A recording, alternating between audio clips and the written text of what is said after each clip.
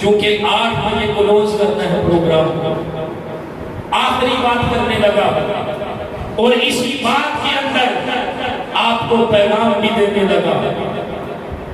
دیکھیں جو درود ہے اس کو عربی میں کیا کہتے ہیں؟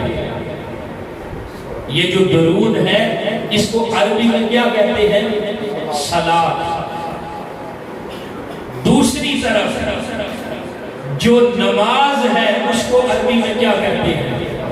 صلاۃ کہتے ہیں۔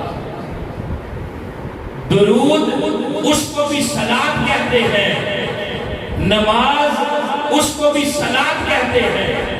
ارے جو درود ہے صلاۃ کی صورت میں وہ آقا اسلام کا ذکر ہے، جو نماز ہے صلاۃ کی صورت میں وہ اللہ کا ذکر ہے۔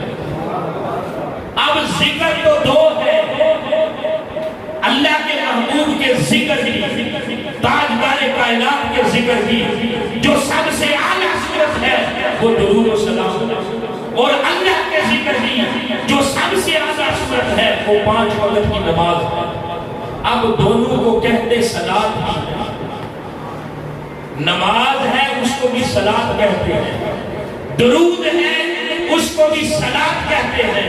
مولا درود تیرے محبوب کا ذکر ہے، نماز تیرا ذکر ہے، ان دونوں کے لیے لفظ ایک کیوں رکھا؟ فرمایا اس لیے کہ میں یہ چاہتا ہوں کہ لفظ ایک ہو صلاۃ کا، اسی لفظ صلاۃ کے پردے کے اندر خدا کا ذکر بھی ہوتا رہے، اسی لفظ صلاۃ کے پردے کے اندر میرے محبوب مصطفیٰ کا ذکر بھی ہوتا رہے۔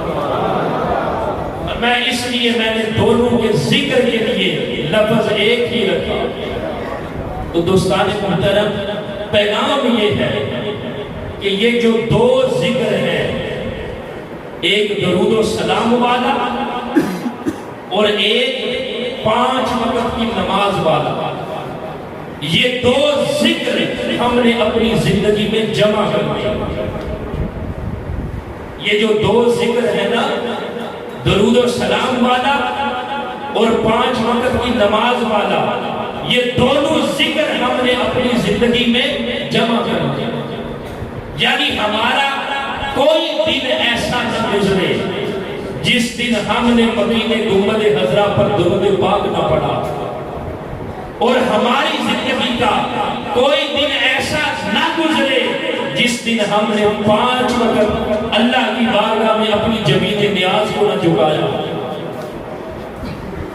کوئی دن ایسا نہ گزرے جس دن ہم نے درود پاک نہ پڑھا، اور کوئی دن ایسا نہ گزرے جس دن ہم نے اللہ کی بارگاہ میں 5 وقت سجدہ ریزی نہ کی۔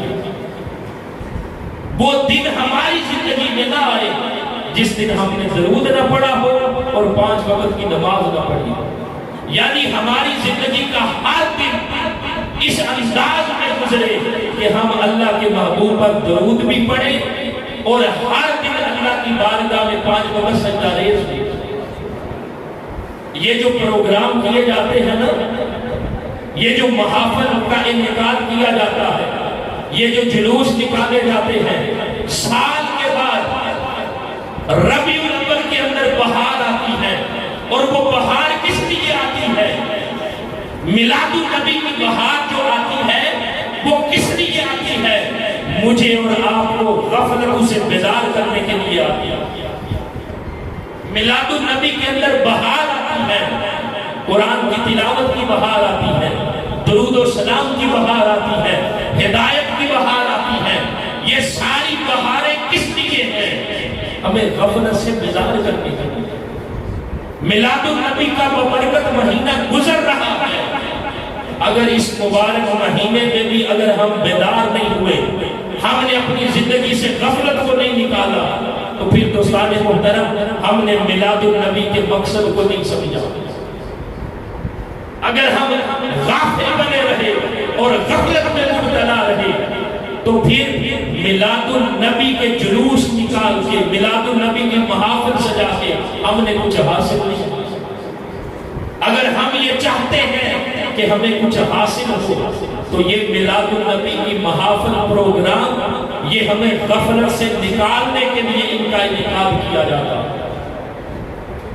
اور یہ اللہ کا کرم ہے کہ ہر سال جب 12 ربیع الاول آتا ہے تو ہر طرف بہاریں ہی بہاریں آتی ہیں۔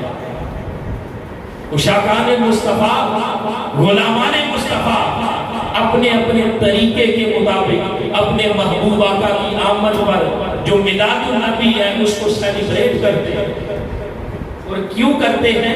خود کو غفلت سے نکالنے کے لیے کہ وہ محبوب آقا جو ہمارے لیے اس مادر کیتی پر جلوہ کر ہوئے، وہ محبوب آقا جو ہمیں ہدایت کے نور سے منور کرنے کے لیے تشریف لائے، وہ محبوب آقا جو ہماری پیشانیوں کو وحدہ لا شریک کے سامنے جھکانے کے لیے تشریف لائے، وہ ہمارے محبوب آقا جو ہمیں ہدایت کے نور سے منور کرنے کے لیے تشریف لائے۔